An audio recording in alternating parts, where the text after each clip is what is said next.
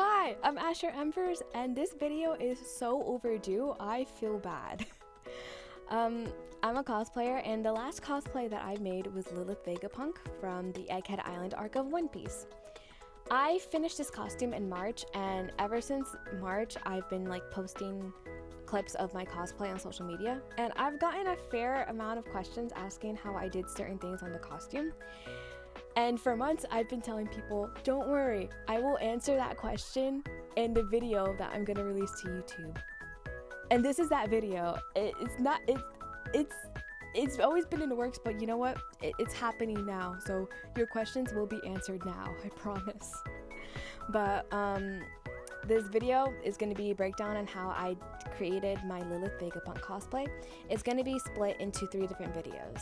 So please watch all 3 of them, but if you're looking for something specific on props, I'm going to be separating the sewing from the props. But this is a cosplay that I made, and let's get into how I started this cosplay.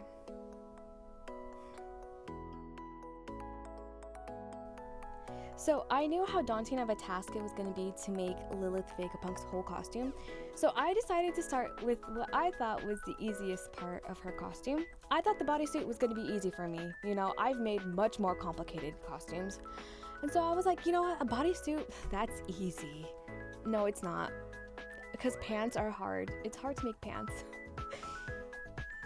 To get my bodysuit pattern, I grabbed a tank top and a pair of leggings that I liked the fit of, and I just traced those patterns onto paper.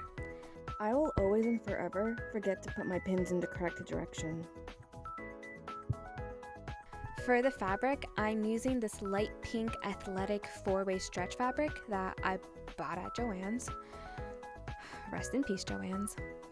But I really like this fabric because it's an athletic fabric compared to regular spandex fabric.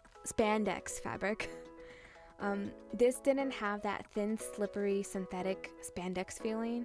It was a smooth and breathable material that didn't have slip. Of course, this wasn't the original fabric I wanted to use.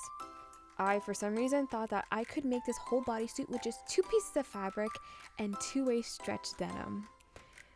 And that didn't work out well with my mock-up, but I'm happy with this fabric choice because I really liked how, this whole costume felt like clothing rather than a costume. To sew these 2 pieces together, I used a straight, stretch, stitch. For some reason, I have trouble saying those 3 words together simultaneously. Which I wholeheartedly believe that this is the slowest stitch in the world. Now, I could have used a narrow zigzag stitch, which I usually use when I sew stretch fabrics, but I had the time to spare and I wanted to use this new stitch that I never used before. But eventually I had everything sewed together for the bodysuit and I was ready for the first try on. This is what I have so far for the bodysuit.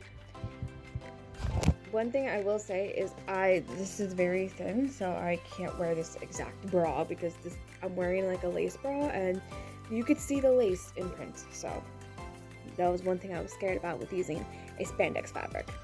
So I'm gonna try to find a way around that. The neckline, it looks, wow, you can't even see it. The neckline looks wide, but I am gonna be adding a zipper.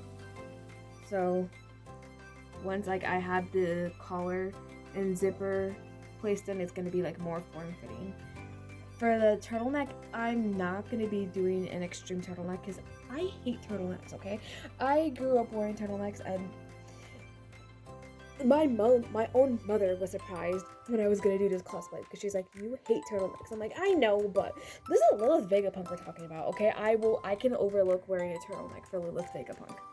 So I'm gonna do probably half of my neck, not all the way. When I did the mock-up, it fit well around the legs, but the only problem I had is this leg is thicker than this leg.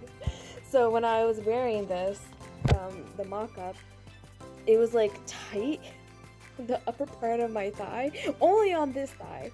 And I walked up and down the stairs and I'm like, this thigh is it needs adjustment, at least the pattern for just this thigh. So when I was cutting the pattern out for this, I left a lot of extra room, and that's why you're seeing like all the bagginess here in the center area, because I have to adjust it so that I left a lot of room so I could adjust it for this leg. And then once I adjust it, also like the bottom here needs to be a lot more tight, so I'm gonna do that, but I did it on purpose. It's seeming okay. I'm happy with it. The way I'm gonna finish the edges around here, I'm gonna leave this sleeveless because I don't know if her suit has sleeves or not, but also I'm gonna be wearing a jacket and this is gonna be at a convention, so I would rather have no sleeves because it would be more, when you're in a hot convention, it's like less heat you have on your body, especially with all the other things I'm gonna be wearing. So this is gonna be good. I'm excited. I made a few adjustments to this mock-up, and this is where my pain started because I learned why pants are so difficult to make. Crotch seams are impossible to get right. I probably ripped the inner seam of the pants leg probably 7 times. But what ended up working for me was I added a gusset to the inner leg seam all the way, and I cut like the whole torso length in half.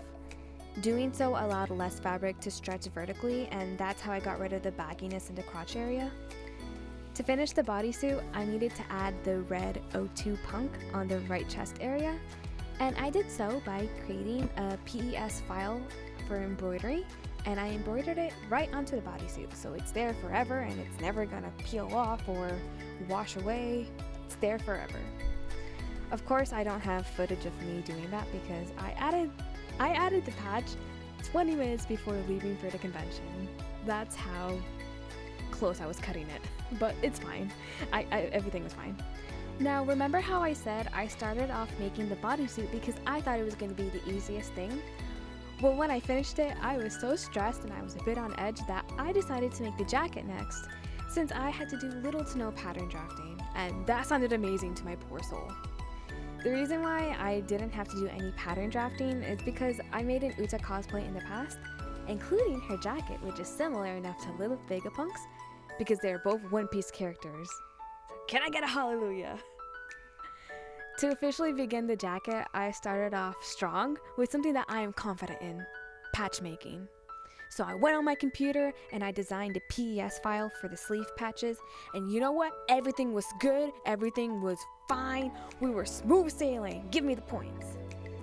The next thing I had to do though was I had to figure out how I wanted to execute the back design. I could have made them into patches, but my embroidery machine only does 4x4 designs, so this was the perfect opportunity for me to try making appliques for the first time.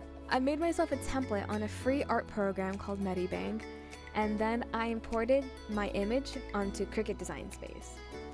I had my Cricut then cut the fabric for me because, let me tell you, I suck at cutting things straight when they're small. The Cricut did a great job of this, better than what I could have ever done, but the only thing I was worried about was that the fabric started fraying, but I wasn't too worried because I remembered the next step, which was using heat and bond. And if you don't know what heat and bond is, it is something that I'm scared of because in my Luca Migurine cosplay, I put the adhesive on the wrong side of the patch. So when I was doing this step, I was on edge, but you know what? I didn't mess up. Essentially what you do is you take this paper and you iron it to the incorrect side of the patch, and then it becomes a sticker essentially that you can just peel off and then put onto your fabric, and then once you iron it on, it stays in place. The next thing I did was I made a mock-up with black silk that I'm 90% sure I took from my mom's fabric stash, but who knows, I don't know. I took my Uta jacket pattern and all I did was I shortened the length of the torso. I made adjustments to the sleeves so that they could be bishop sleeves instead of like well-fitted long sleeves. And once I made the mock-up, it was perfect on the first try. The sizing was perfect fit. So you know what? I was on a roll with this jacket. So I was like, okay, you know what? This lining, the mock-up is going to be my lining. Again, smooth sailing, we're doing good. Happy days. Well, I think it's time to update the poison pot because this curtain is not gonna fit in there. So in the thrift store, I found these 2 curtains for $5. They are the same type of curtains I used for my Luca Migrine cosplay skirt, and a cosplay judge actually told me that this material is called scuba. I just like these curtains because I find them cheap and they are the closest thing I can get to what I think is dull bridal satin. But then again, I don't know a lot about fabrics. If I feel a fabric and it just feels right, I use it. But anyway, in this next clip, I'm doing a dye swatch and test while I dye other things because I figured out I like to see things dye. But that came out so wrong. I like dyeing things. It's hard to say that without it coming out menacing. I have a poison spoon. I put in here, along with the swatch, some some gold piping. Oops, it's hot. Hey, come on.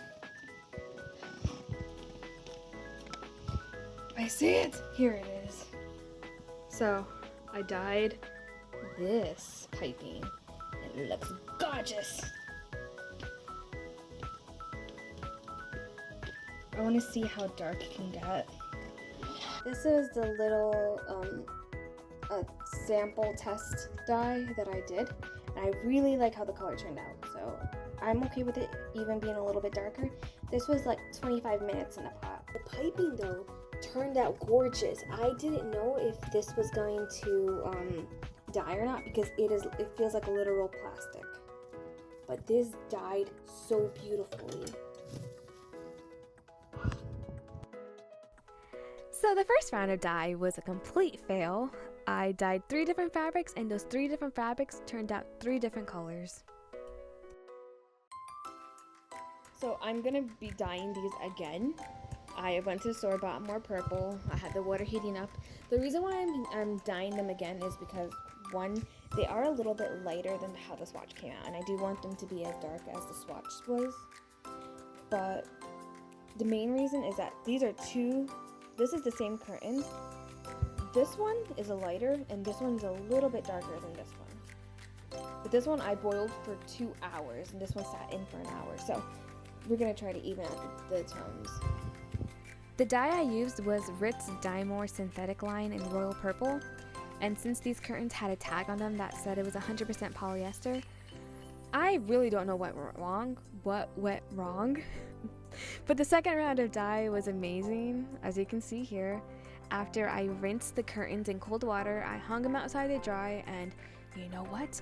I was finally ready to make my jacket. I cut out my fashion layer pieces, and while they were still separated, I ironed on the patches and secured them in place with a satin stitch to their edges. The satin stitches weren't perfect, but you know what's not going anywhere? My patches. And that's all I can ask for.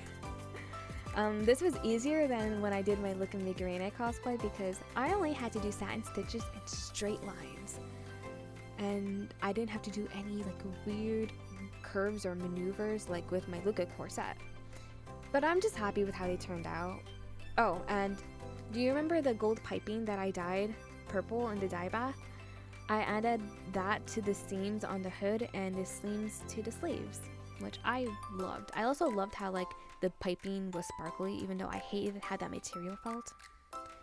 I also added 1 layer of quilt batting to this jacket to add a little bit more stiffness, and I 3D modeled and printed a belt buckle that I painted silver with nail polish, and I just added it to the bottom part of the jacket.